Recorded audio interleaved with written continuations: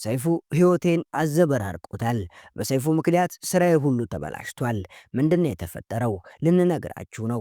በአገራችን ግዙፉ የቲቪ ሾው አቅራቢው ሰይፉ ፋንታሁን ምን አደረገ? ሰይፉ ሾው ላይ የማይቀርቡ አርቲስቶች ሰላም ተስፋዬ ከዚህ በፊት ሁለት ሶስቴ ብትቀርብም ከዚህ በኋላ ግን ሰይፉ ላይ ከሄድኩ እግሬ ቆረጥ ብላ ምላለች። አለምሰገድ አይታሰብም።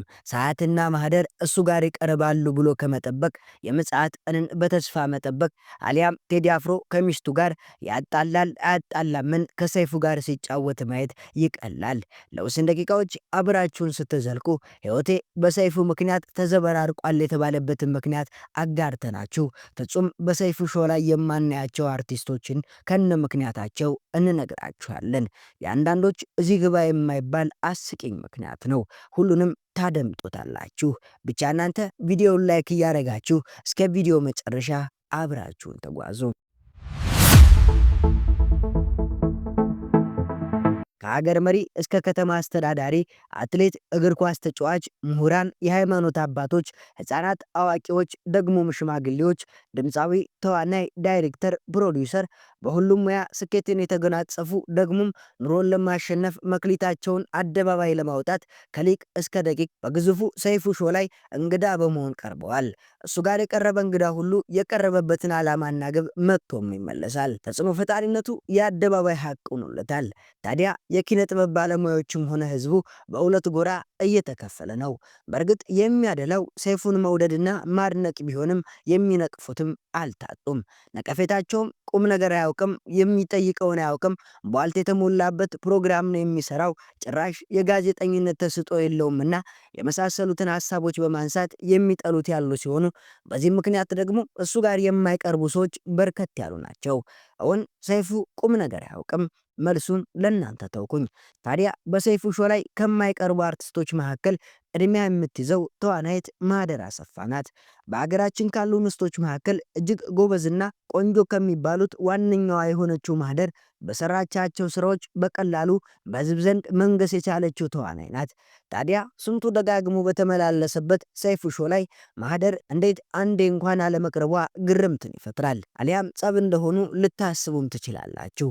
ሁኔታው ግን ሰይፉ ሌሎች አርቲስቶች ጋር ከሚቀራረበው በላይ እሷ ጋር ይቀራረባል። የጋራ ቢዝነስም አላቸው። ኢትዮ ኤፍኤም 107.8 ባለቤትነቱ የሰራዊት ፍቅሬ ሰይፉ ፋንታሁንና የእሷ ነው። ታዲያ እንደዚህ መቀራረብ ካለ ለምን እንግዳ ላደረጋትም ተብሎ ሲጠየቅ ምላሹ የሚሆነው ይሄ ነው። ማህደር አሰፋ የአደባባይ ሚስጥር የሆነ ታሪክ አላት። ከሼህ አላሙዲ ጋር የተገናኘ ከዚያም በፊት ሌላ የፍቅር ታሪክም አላት። ሌሎችም በርከት ያሉ አደባባይ ወጥተው መወራት የሌለባቸው ታሪኮችም አላት። ሰይፉ ላይ ከቀረበች እነዚህ ጥያቄዎች መነሳታቸው አይቀርም። ሰይፉም ምናልባት አቅርቦ እነዚህን ጥያቄዎች ካልጠየቀ ከህዝቡ ተቃውሞም ይደርስበታል። ሼሁ ጋር ስላላት ግንኙነትና ስለ ልጇ ስላሏት ትላልቅ ድርጅቶችና ሌሎች የግል ህይወቷን ቀርባ ባንደበቷ መመለስ ስላልፈለገች ሰይፉ ጋር ላለመቅረብ ተማምለዋል። ለመቄዶንያ እርዳታ በሚሰባሰብበት ጊዜ በቦታው አልተገኘችም። እርዳታውን ያደረገችው ለሰይፉ ቪዲዮ ቀርጻ በመላክ ብቻ ነበር። ሌላኛዋ በሰይፉ ሾው ላይ ድጋሚ የማትገኘው ሰላም ተስፋዬ ናት። ሰላም ከዚህ በፊት ሁለት ሶስቴ ቃለመጠይቅ የሰጠች ቢሆንም ከዚህ በኋላ ግን ወደ ሰይፉ ሾው አትመጣም። እንደ ምክንያት ያስቀመጠችው ነገር ደግሞ በሰይፉ የሚቀርቡ ጥያቄዎች ስለሚያበሳጯትና ልክ አይደሉም ብላ ስለምታስብ ነው። አሁን ላይ ህይወት በደንብ አስተምራኛለች። ድሮ ምን መናገር እንኳን እንዳለብኝ የማላውቅ ሰው ነበርኩኝ። ምስጋናውን የህይወት ውጣ ውረድ ይውሰድና ብዙ ወድቄ ብዙ ተምሬያለሁ። አሁን ላይ ብዙ ማውራት ብዙ ልምድ ማካፈል እችላለሁ ትላለች። በእርግጥ በቅርብ ጊዜ የሰጠቻቸውን ቃለ መጠይቆች ለተመለከተ የሰላም ተስፋዬን የብስለት ለውጥ መረዳት አይከብድም። ስለ ሰይፉ ስትናገርም እንዳትጠይቀኝ የተባለውን ይጠይቃል። ምንም ጥቅም የሌለው ጉዳይ ላይ እድሜሽና የግል ህይወትሽ እያለ ይፈተፍታል። እንደዚህ አይነት ነገር ሰልችቶኛል በማለት ቁርጥ አድርጋ ከዚህ በኋላ ሰይፉ ላይ እንደማናያትም ተናግራለች። ለዛም ነው የመቄዶንያ ገቢ ማሰባሰቢያ በርካታ የሙያ ባልደረቦች ሲገኙ በቦታው አልተገኘችም። ሌላኛው አለምሰገድ ተስፋዬ የሱ ፈገግ የሚያስብል ምክንያት ነው።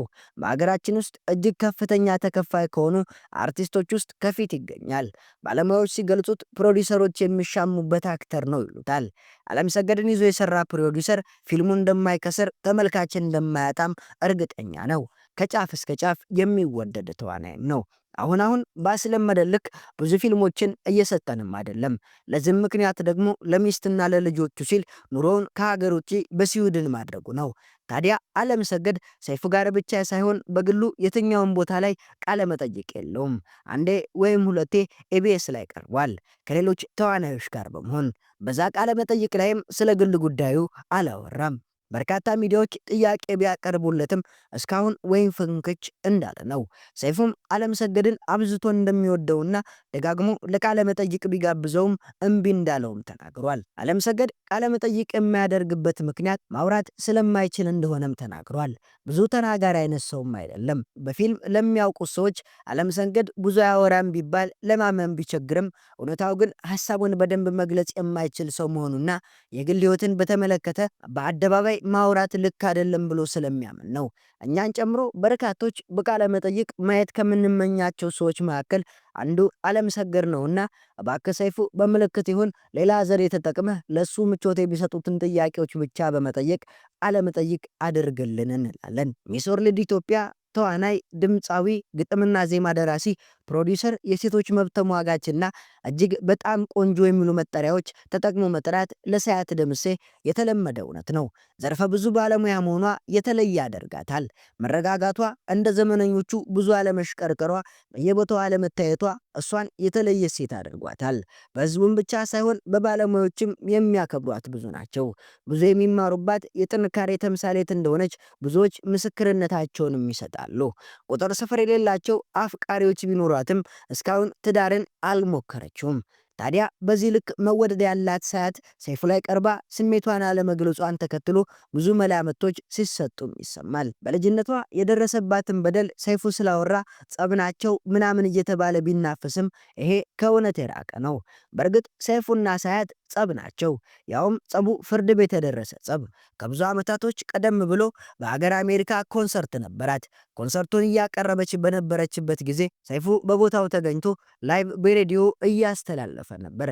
ታዲያ ሳያት በመሃል የራሷን ሙዚቃ መጫወት ከብዷት ሙዚቃውን ከፍታ ስታስመስል በቦታው የነበሩ ታዳሚዎች ተቃወሟት። ይህን ጉዳይም ሰይፉ በቀጥታ ስርጭት ተናገረው። ሳያት መዝፈን ከብዷት ሙዚቃውን አስከፍታ ሊፕሲንግ ሰራች። በዚህም ታዳሚው ቁጣውን አሰማ በማለት ተናገረ። ይሄ የሰይፉ ድርጊት ሳያትን አስቆጥቶ በስም ማጥፋት ከሰሰችው። በስራዬ ላይ ከፍተኛ የሆነ ችግር ፈጥሮብኛል፣ ሕይወቴን አመሰቃቅሎታል እና የመሳሰሉት ክሶችን አቀረበች። ፍርድ ቤቱ ሰይፉን ጥፋተኛ ካለ በኋላ ጉዳዩ በሽማግሌ እንዲፈታም ሐሳብ ቀረበ። ሳያት አይሆንም ብትልም አበበ ባልቻና ሌሎች አንጋፋ አርቲስቶች ከመሃል ገብተው ችግሩን ፈቱት። ነገር ግን ጸባቸው አሁን ድረስ እንደዘለቀ ነው።